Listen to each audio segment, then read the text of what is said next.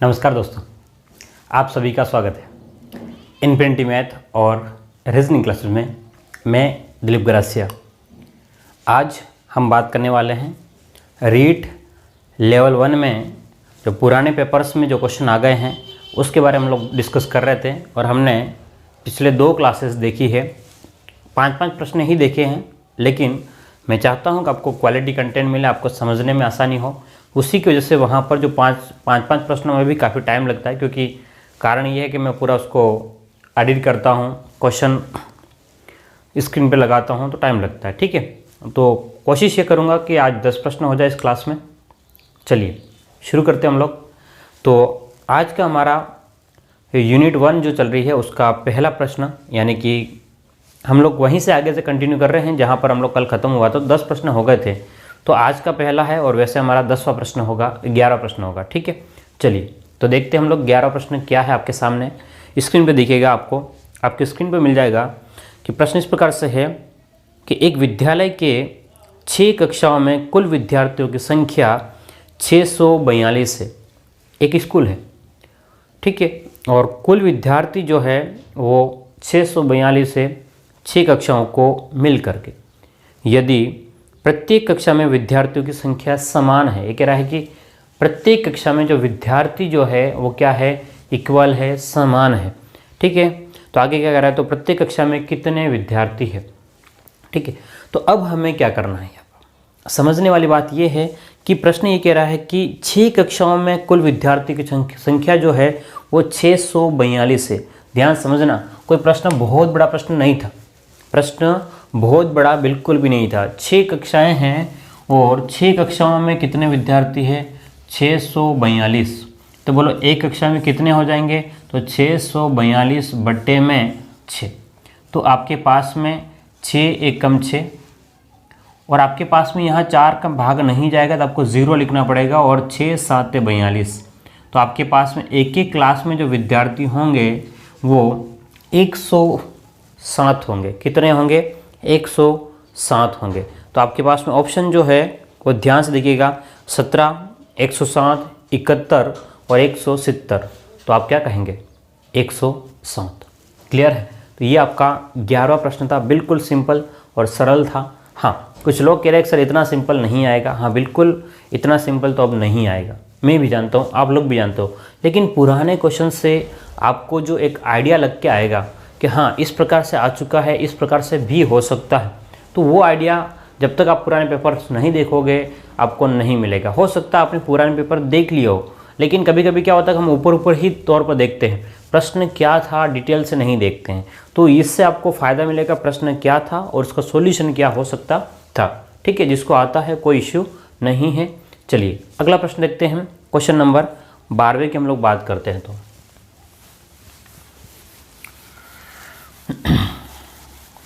चलिए question number 12 क्या दिया गया है, ध्यान से देखिएगा। 12 प्रश्न क्या है कि 25 पैसे के, क्वेश्चन क्या है कि 25 पैसे के 10 सिक्कों का मूल्य निम्न में से किसके बराबर नहीं है। कह रहा है कि 25 पैसे के 10 सिक्कों का मूल्य निम्न में से किसके बराबर नहीं है। तो आपके पास में कह रहा है कि 25 पैसे के कितने सिक्के हैं, 10 सिक्के हैं। अच्छा समझना बात को, अगर 25 पैसे का एक सिक्का होता तो आपके पास में कुल कितने रुपये हैं, तो 25 पैसे। अच्छा 25 पैसे के 2 सिक्के होते हैं, समझना 25 पैसे के 2 सिक्के होते हैं, तो 25 पैसे और 25 पैसे तो 50 पैसे होते हैं। अगर 25 पैसे के 4 सिक्के होते हैं तो आप क्या बोलते हैं, 100 पैसे हैं। तो ये कह रहा है कि 25 पैसे के हमारे पास में 10 सिक्के हैं। ध्यान समझना कि 25 पैसे के कितने सिक्के हैं आपके पास में, 25 पैसे के 10 सिक्के हैं। बोलो कितने सिक्के, 10 सिक्के। तो इसका क्या मतलब हुआ, 25 पैसे के आपके पास में 10 सिक्के हैं, मतलब ये हुआ कि कुल मूल्य कितना होगा। तो कुल मूल्य जो हो जाएगा वो 25 × 10 करोगे तो आपके पास में 250 पैसे हैं। कुल मिलाकर के 250 पैसे। अब आपको ऑप्शंस देखने हैं, क्या देखने हैं, ऑप्शन देखने हैं आपको। ऑप्शन में क्या क्या दिया गया है, बोलिए क्या देखना है आपको। ऑप्शंस में चेक करना है कि कौन सा ऑप्शन जो है वो गलत है, कौन सा ऑप्शन जो है वो गलत है। पहला ऑप्शन क्या कह रहा है कि 1 रुपये के 2 सिक्के और 50 पैसे का एक सिक्का ध्यान से देखना कि ऑप्शन आपका पहला ए जो दे रखा है, ए में बोल रहा है कि भाई 1 रुपये के 2 सिक्के। 1 रुपये के कितने सिक्के हैं? 2 सिक्के। तो अब बात समझना कि 1 रुपये में 100 पैसे होते हैं। 1 रुपये में कितना पैसा? 100 पैसा। तो 2 रुपये में कितना पैसा हो जाएगा? 200 पैसा। यानी कि 2 × 100 प्लस में आपके पास में 50 × 1, ये 2 × 100 कितना हो गया? 200 और 50 × 1 50। तो ये आपके पास में 200 प्लस में 50, तो दोनों को जोड़ोगे तो 250। क्या ये सही है? हाँ, ये 250 है, ये भी 250। तो ऑप्शन ए तो सही है। ठीक है, अगला कह रहा है कि कौन सा नहीं है, ये कह रहा हो तो अब 1 रुपये का 1 सिक्का और 50 पैसे के 3 सिक्के। ध्यान समझना, 1 रुपये का 1 सिक्का, तो आपके पास में 1 रुपये का 1 सिक्का है, तो 1 सिक्के में आपके 100 पैसे, तो 1 × 100 प्लस में 50 पैसे के आपके पास में 3 सिक्के। तो बोलिए ये आपका बी ऑप्शन। तो 100 प्लस में 150, बोलिए कितना हो गया? 250। तो ऑप्शन बी भी आपका सही होगा। चलिए ऑप्शन सी की बात कर लेते हैं। किसकी बात करें? ऑप्शन नंबर सी की बात करें। सी में क्या करा है? 1 रुपये के 2 सिक्के और 25 के 2 सिक्के। तो 1 रुपये के आपके 2 सिक्के हैं, ध्यान समझना। तो आपके पास में ध्यान से ये बात है आपके पास में कि आपके पास में 2 सिक्के हैं और दोनों का मूल्य 100 पैसा है, और 25 पैसे के आपके पास में कितने सिक्के हैं? 25 पैसे के आपके पास में 2 सिक्के। बोलिए, तो यहाँ से आपके पास में 200 प्लस में 25 दूनी 50, तो आपके पास में कितना हो गया? 250। तो एक बात क्लियर हो गई, ऑप्शन सी भी आपका क्या है? सही है। तो सीधी सी बात है कि कौन सा गलत होगा? ऑप्शन डी गलत होगा, है ना, क्योंकि यही एक सिस्टम होता है, एक तरीका होता है, आप चेक करना होता है। तो ठीक है, ऑप्शन डी में 1 रुपये के 2 सिक्के, तो 200, 50 पैसे का 1 सिक्का 250 और 25 पैसे का 1 सिक्का, तो 275 हो गया। तो आपका डी जो है कुल मिलाकर के कितना हो रहा है? 275 होगा, और ये आपका गलत है। ठीक है, तो ऑप्शन ए सही है, बी सही है और सी सही है। क्लियर है बात? तो ये आपके पास में सिक्कों के ऊपर आपके प्रश्न अगर होते हैं तो आप लोग इस प्रकार से सॉल्व करेंगे। क्लियर है? चलिए, तो उम्मीद करता हूँ आपको क्वेश्चन दोनों ही समझ में आ गए होंगे, कोई समस्या नहीं होगी। ठीक है, क्वेश्चन नंबर हम लोग अगला देखते हैं, 13वां क्वेश्चन।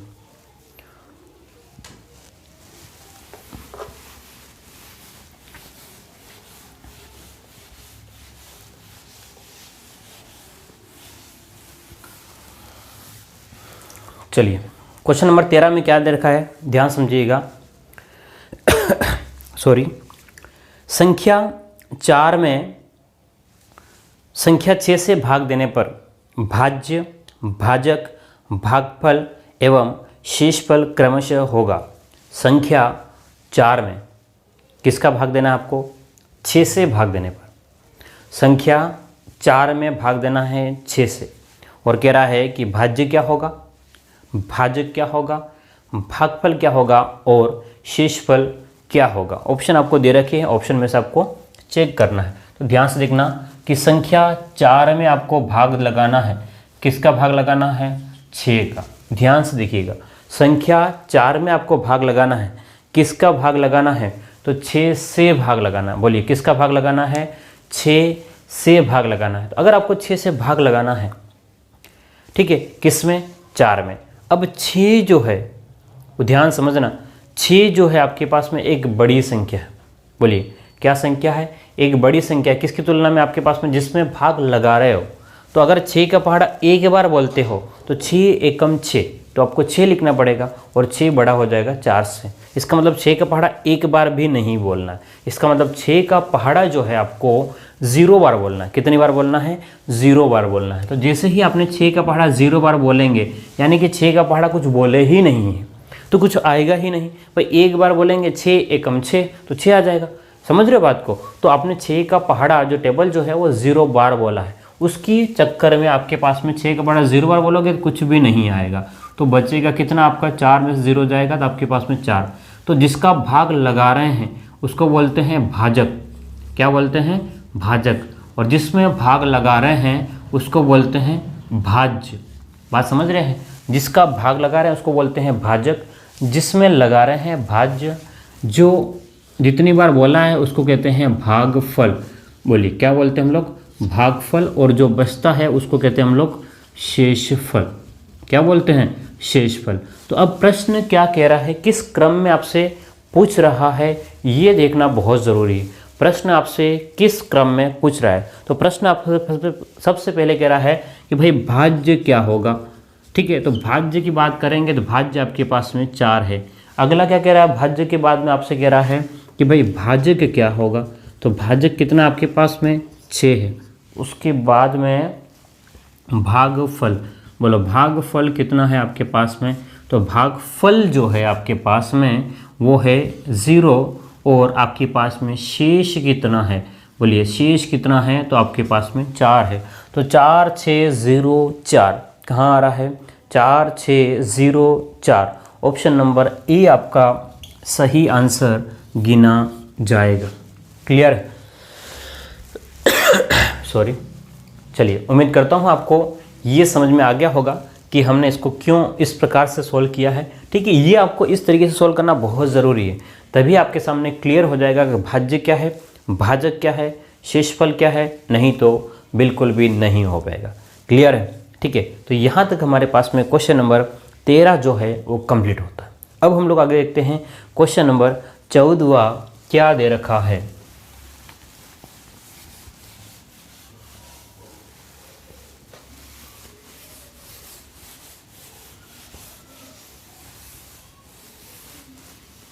चलिए, क्वेश्चन नंबर 14 की बात करें तो क्वेश्चन नंबर 14 ये कह रहा है कि संख्या 840 के अभाज्य गुणनखंड है। संख्या 840 के अभाज्य गुणनखंड है। आपको 840 के अभाज्य गुणनखंड पता करना है। ठीक है, तो ध्यान से देखिए, तरीका वही है आपके पास में 840। अब आपके पास में ये यहाँ से हमें अभाज्य मतलब भाई अभाज्य संख्या कौन सी होती है, 2 3 5 7। ठीक है, इस टाइप से आपको आगे बढ़ने जाना है। ठीक है, धीरे धीरे करके आगे जाना, लेकिन अभाज्य संख्याओं के साथ में जाना है। किसके साथ में जाना, आपको अभाज्य संख्याओं के साथ में जाना है, अदरवाइज नहीं जाना है। ठीक है, कोई और संख्या नहीं लेनी है आपको। तो ध्यान से देखेंगे तो यहाँ पर 2 के पहाड़े से 2 4 बार बोलोगे, 2 दूनी 4 और 0 का 0। फिर 2 के पहाड़े से 2 दूनी 4, 2 एकम 2 और 0 का 0। अब यहाँ सबसे स्टार वाली बात है। ठीक है, मैक्सिमम चांस यहाँ पर आपके पास में गलती होने की संभावना रहती है, इसी वजह से ये प्रश्न यहाँ दिया गया है। क्लियर है। अब ध्यान से देखेंगे 2 के पहाड़े से, ध्यान से देखना 210 का आपको आधा करना है। अगर दिमाग में ये बिठाया आपने कि 210 का आधा करना है तो आप सही जाओगे। और अगर आपने 210 में 2 का भाग लगाना है, थोड़ा सा भी कंफ्यूज हुए तो आपने सीधा 15 कर दोगे। कितना, ध्यान से देखना कि 2 एकम 2 और ये 10 मान के 2 5 15, और यहाँ आपका गलत हो जाएगा। क्या हो जाएगा, गलत। ये पूरा 210 है तो 2 एकम 2, 1 में भाग नहीं जाएगा तो आपको 0 लिखना पड़ेगा। और फिर ये 10 हो गया। अब आपके पास में कितना हो जाएगा, 2 5 10, यानी 210 का आधा। 210 में 2 का भाग लगाएंगे तो 105 आएगा। फिर आपके पास में 3 के पहाड़े से 3 तिया 9, 1 यहाँ चला गया, 3 5 15।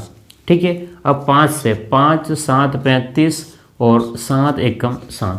तो आपके पास में जो आएगा अभाज्य गुणनखंड वो इस प्रकार से होगा, 2 × 2 × 2 इंटू में 3 × 5 इंटू में 7।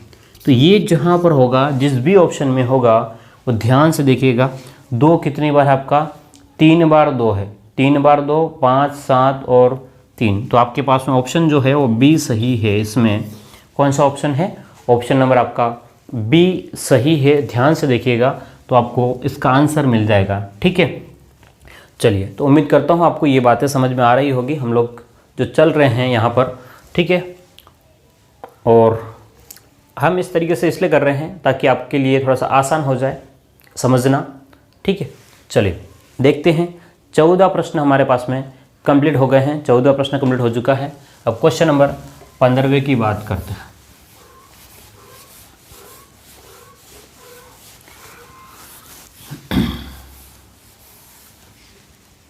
चलिए ध्यान से देखिएगा 15 प्रश्न क्या बोलता है आपसे। 15 प्रश्न ये कह रहा है कि संख्या 3 की घात 98, 3 की घात कितना है, 95 है, सॉरी 98। ठीक है, 98 है। 3 की घात कितना है, 98 है। और उसमें भाग लगाना किसका, 5 का भाग लगाना है। ध्यान समझना, 3 की घात कितना है 98, 3 की घात 98 है और इसमें 98 में भाग लगाना किसका 5 का। और आपको बताना है कि भाई शेष क्या बचेगा, क्या बताना है शेष क्या बचेगा ये बताना है।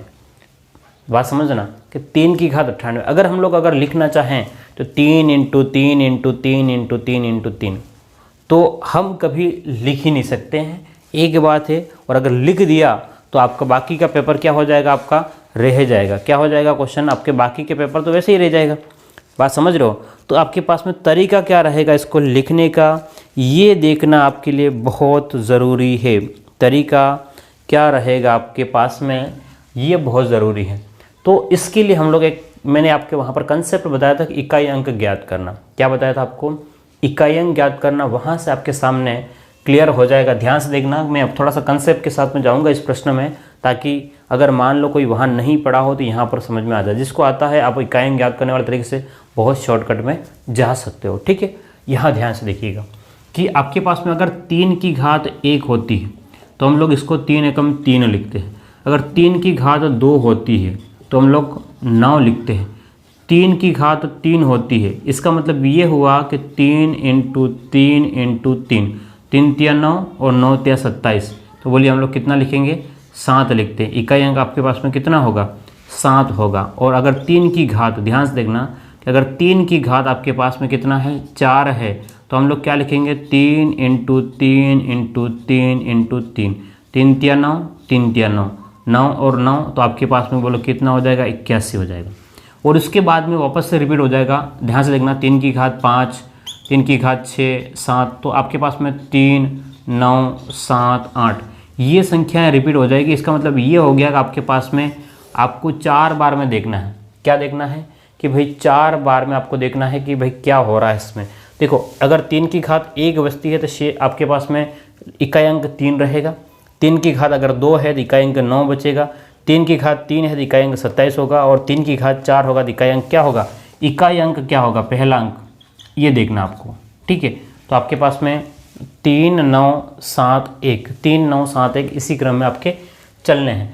तो आपके पास में ध्यान से देखना कि अगर 3 की घात 4 कहो या 3 की घात 0 कहो, 3 की घात आप 4 कहो या 3 की घात 0 कहो तो आपके पास में काम बन सकता है। तो ये 98 जो है 98, तो इस 98 को समझना। अब आपको क्या समझना है कि भाई आपके पास में जो 98 दिया गया है, इस 98 को आप 4 के गुणज में क्या लिख सकते हो, क्या 98 में अगर आप 4 का भाग लगाओ तो 4 दूने 8, 1 बच गया तो 4 चौक 16, बोलो कितना बच गया 2। तो इस 3 की घात 98 को आप लोग सीधा लिख सकते हो। क्या लिखते हो, 3 की घात, ध्यान समझना, 3 की घात आप इस प्रकार से लिख सकते हो कि 4 × 24 प्लस में 2 और ये रिपीट होकर के वापस से वहीं पहुंच जाएगा। तो आप जो है कुल मिलाकर के इसको सोल्व करोगे तो सीधा याद रखना कि 3 की घात आप लोग इसको लिख सकते हो 3 की घात 2। जो बचेगा यहाँ पर, यहाँ जो बचेगा थोड़ा सा मेहनत है, ये तो कंसेप्ट समझाया मैंने आपको। ठीक है, ये तो कुछ करना नहीं। आपके पास में सीधे आपको देखना है कि यहाँ पर जो भी घात आएगी, जो भी घात होगी उसमें 4 का भाग लगाना। दिमाग में ये बिठा कर रखना क्या, कि जो भी घात होगी उसमें 4 का भाग लगाओ। ठीक है, और कितना बच रहा है, तो जैसे ही मैंने 4 का भाग लगाया मेरा 2 बच गया, यानी कि 3 की घात 2। 3 की घात 2 का मतलब कितना हो गया, 9, 3 × 3 तो आपके पास में 9 हो गया। और 9 में जैसे ही मैं 5 का भाग लगाऊंगा, 5 एकम 5 तो कितना बच जाएगा, 4 आपका शेष बचेगा। बोलो कितना बच जाएगा, 4 आपका शेष बचेगा। इसके अलावा और कुछ नहीं बचेगा। भाई 3 की घात 2 का मतलब कितना होगा, 9, 9 में 5 का भाग लगाऊंगा तो 5 एकम 5 है ना, और कितना बच गया, तो 5, 6, 7, 8, 9 तो 4 बच गया आपके पास में। तो आपके पास में 3 की घात 98 में 5 का भाग लगाएंगे तो शेष कितना बचेगा, तो आपके पास में शेष जो है 9 में 5 का भाग लगाएंगे तो 4 आपका क्या हो जाएगा, शेष बचेगा। 4 क्या हो जाएगा, आपका शेष बच जाएगा। क्या ये बात क्लियर है या नहीं? ठीक है, उम्मीद करता हूँ आपको समझ में आ गया होगा। ये जो कंसेप्ट था ये मैंने डिटेल से बता रखा है आपको पहली यूनिट में। इकाई अंक हम लोग कैसे ज्ञात करते हैं वहाँ पर। ठीक है, तो ये वहाँ से कंसेप्ट है आपके पास में। अगर कुछ ना समझ में आए तो आपके पास में जो घात दे रखी है, सुनना ध्यान से, जो घात दे रखी है उसमें आपको 4 का भाग लगा कर देखना है कि कितना बच रहा है। जैसे 2 बचा तो आप जो संख्या दे रखी है उसकी घात में 2 रख लो, 3 बचता तो उसकी घात में 3 रखते और फिर 5 का भाग लगा कर हम लोग देख लेते हैं। तो 3 की घात 2 तो 9, 9 में 5 का भाग लगाया तो कितना बच गया, 4 बच गया। क्लियर है? उम्मीद करता हूँ आपको ये समझ में आ गया होगा। ठीक है, अगर समझ में आ गया हो इसको लिख लें। चलिए, तो क्वेश्चन नंबर 15 हमारा कंप्लीट हो गया है। ये 2015 का क्वेश्चन था, रीट लेवल 1 में 2015 में प्रश्न आया हुआ था। चलिए,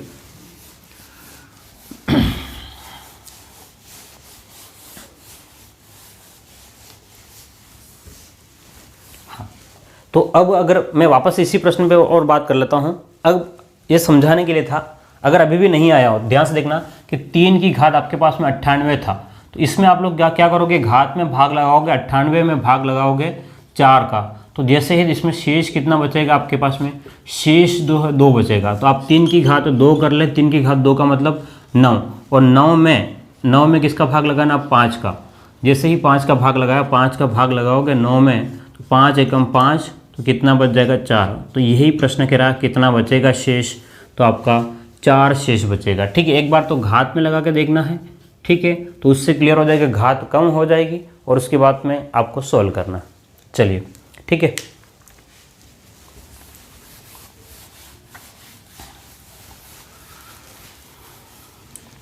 चलो, तो प्रश्न संख्या हमारे पास में 15 कंप्लीट हो चुकी है और अब प्रश्न संख्या हम लोग 16 देखने वाले हैं कि प्रश्न संख्या 16 जो है, प्रश्न 16 जो है वो 2015 में आया हुआ प्रश्न, 2015 में प्रश्न था।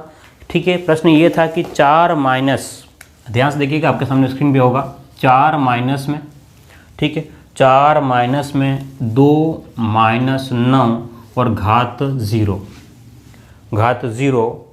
प्लस में 3 की घात 2 डिवाइडेड बाय 1 भाग्य कितना है, 1 प्लस में 3, और इसके बराबर क्या होगा ये आपको पता करना है। क्लियर है बात? ध्यान समझिएगा कि प्रश्न क्या है। देखिए, यहाँ आपको सरलीकरण का प्रश्न है। ये जो प्रश्न है आपका सरलतम रूप में लिखिए या सरलीकृत कीजिए, उसका प्रश्न है। ठीक है, और ये हमने बोर्डमास नियम का प्रश्न है। कौन से नियम का है? बोर्डमास नियम का है, बोर्डमास का नियम। ठीक है, वी बोर्डमास नियम होता है। ठीक है, मतलब इस क्रम में हम लोग इसको सोल्व करते हैं और कुछ नहीं। ठीक है, तो ध्यान समझिएगा कि बोर्डमास का नियम जो हमको प्रयोग करना है, उसके लिए हमें ध्यान से देखना होगा कि एक्चुअल में क्या सिस्टम में आ रहा है। तो मैंने एक बात बोली थी कि जो भी संख्या होगी, मैं क्या कह रहा हूँ कि आपके पास में जो भी संख्या होगी उसकी घात अगर 0 है तो वो पूरी संख्या 1 हो जाएगी।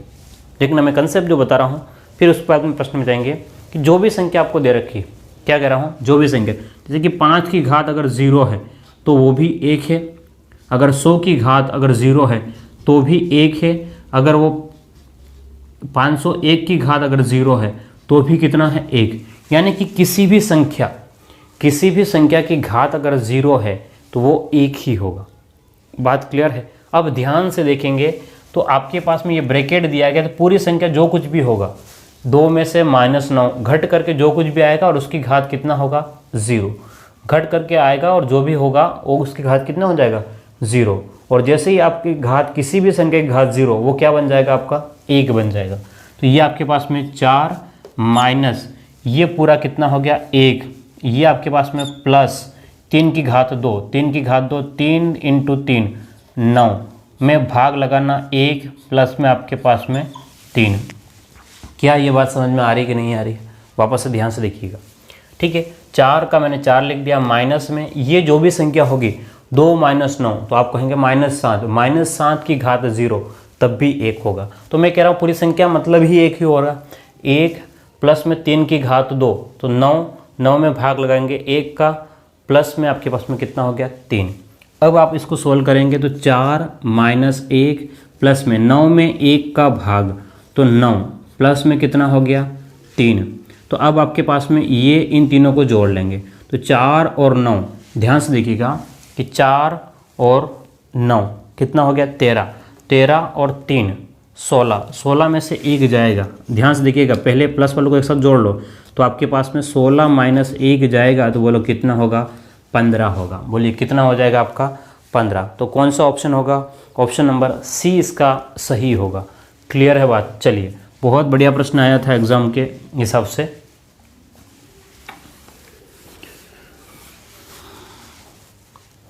चलिए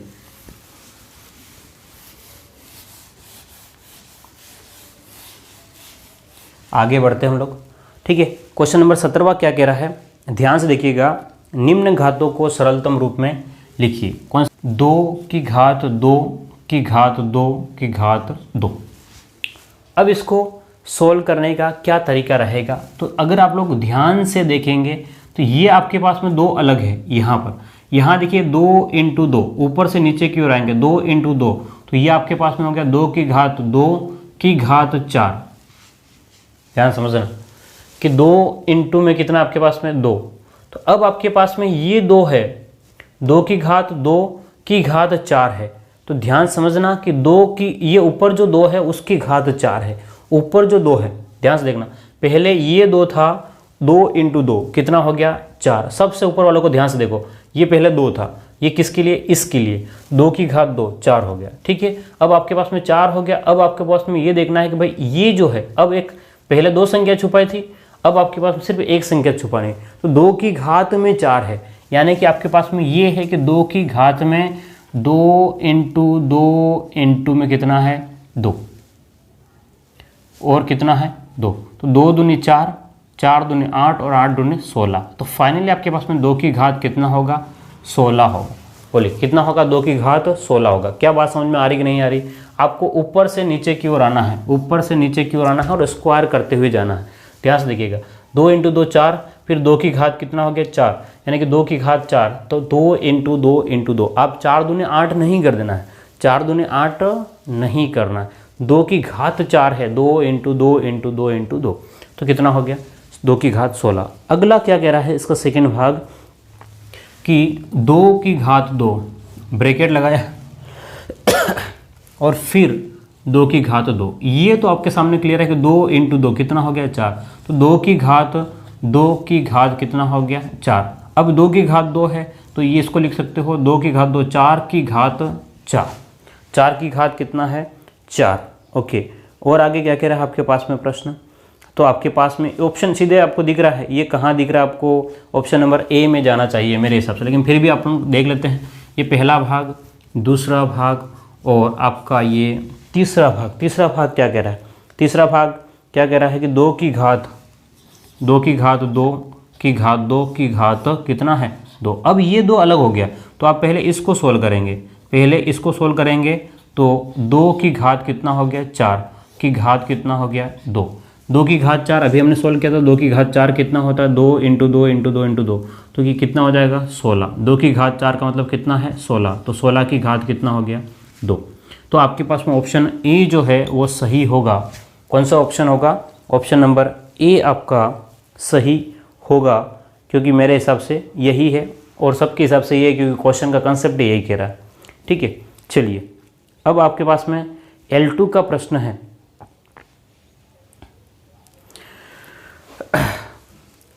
चलो L2 का प्रश्न है, लेकिन फिर भी हम लोग देख लेते हैं। हम इस सीरीज़ में हम लोग देख रहे हैं, आपके भी आ सकता है, कोई अलग है नहीं। ठीक है, लगभग दोनों के लिए सेम है। तो देखो अगला प्रश्न। ठीक है, क्वेश्चन नंबर L2 में क्या हुआ था? 18वां प्रश्न। पाई का मान नीचे दिए गए, ठीक है, जो भी दे रखे हैं उसमें पाई का मान दशमलव के बाद में सबसे ज़्यादा और सबसे कम बार आने वाला अंक क्रमशः है। उसने पाई का मान दे रखा है। पाई का मान कितना दे रखा है? 3.14159265 35 8 9 7 9 3 2 3 8 3 2 3 8। उसके बाद में आपको दे रखा है 4 6 4 6 2 6 4 3 0 7। और इसमें कहा प्रश्न है कि दशमलव के बाद सबसे ज़्यादा और सबसे कम बार आने वाले अंक है। पॉइंट के बाद में सबसे ज़्यादा बार कौन आया है? देखो यहाँ पर कोई लॉजिक नहीं, यहाँ पर कोई भी लॉजिक नहीं है। आपको यहाँ पर आंकड़े गिनने हैं और इसके अलावा कोई ऑप्शन भी नहीं है।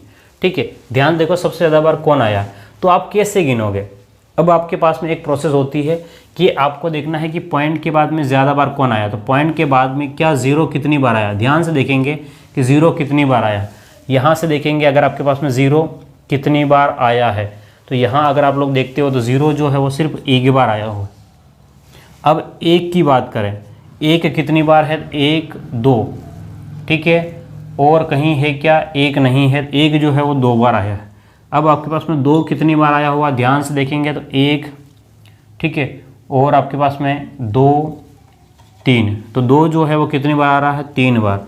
अब इसके बाद में आपके पास में हम लोग बात करें 3 जो है वो कितनी बार होगा, 3 जो है वो कितनी बार है, तो आप लोग यहाँ नहीं है 3, यहाँ पर है 1 2 3 और 4 बार, तो 3 जो है वो 4 बार है।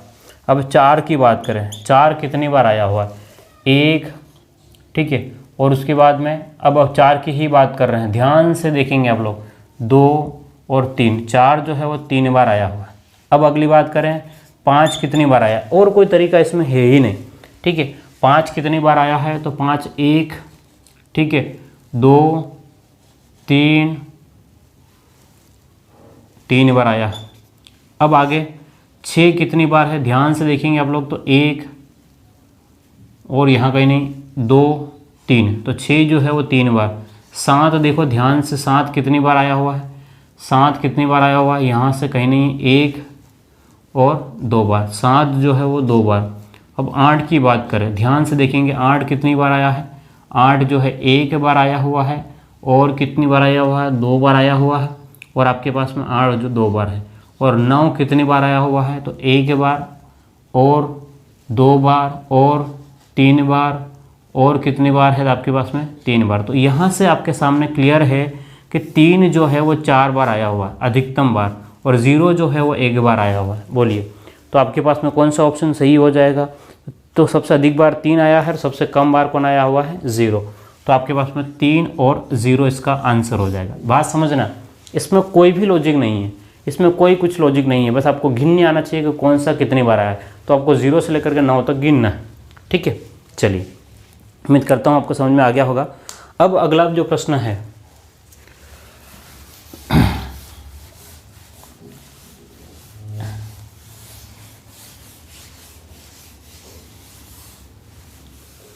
चलिए अगले प्रश्न की अगर हम लोग बात करते हैं, तो अगला प्रश्न आपके सामने ये होगा कि निम्न में से किसका मान 3 की घात 2 की घात 3 के बराबर नहीं है। निम्न में से ये कह रहा है कि 3 की घात 2 की घात 3 के बराबर नहीं है। तो 3 की घात 2 का मतलब क्या हो गया कि ये जो है वो 3 × 3 की घात जो है वो 3 है, यानी कि आपके पास में या तो कह दो 9 की घात 3 कह दो एक बार, या फिर इसी को सोल्व करोगे, ठीक है, ध्यान समझना, 3 की घात 9 कह दो, या 3 की घात 3 और 3 की घात 3, इसको 3 की घात 3 × 3 की घात 3 भी लिख सकते हो, या इसको अगर सोल्व करते हो तो 3 की घात 6 भी लिख सकते हो, ठीक है। तो अब ऑप्शन क्या कह रहा है, ध्यान से देखेंगे तो 3 की घात 6 आपको दे रखा है, हाँ दे रखा है, ठीक है।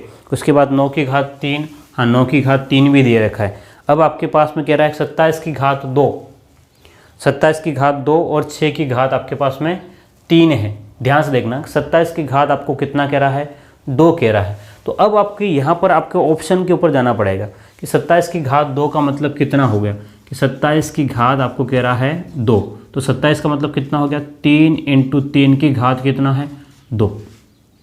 तो 3 × 3 की घात 2 का मतलब 3 की घात आपके पास में 2 × 3 की घात, सॉरी यहाँ पर 27 है, उसको लिखना 3 × 3 × 3। ध्यान से देखना, 3 × 9 और 9 × 27, 3 की घात 2 × 3 की घात 2 × 3 की घात 2, तो 1 2 3, तो 3 की घात कितना हो जाएगा, 6। तो ये भी आपका सही है।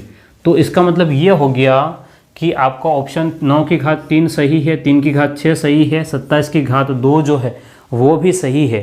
तो आपके पास में 6 की घात 3 जो है वो सही नहीं है, ठीक है। 6 की घात 3 जो है आपका सही नहीं है, तो ऑप्शन कौन सा हो जाएगा, ऑप्शन नंबर डी हो जाएगा 19वें क्वेश्चन में, ठीक है।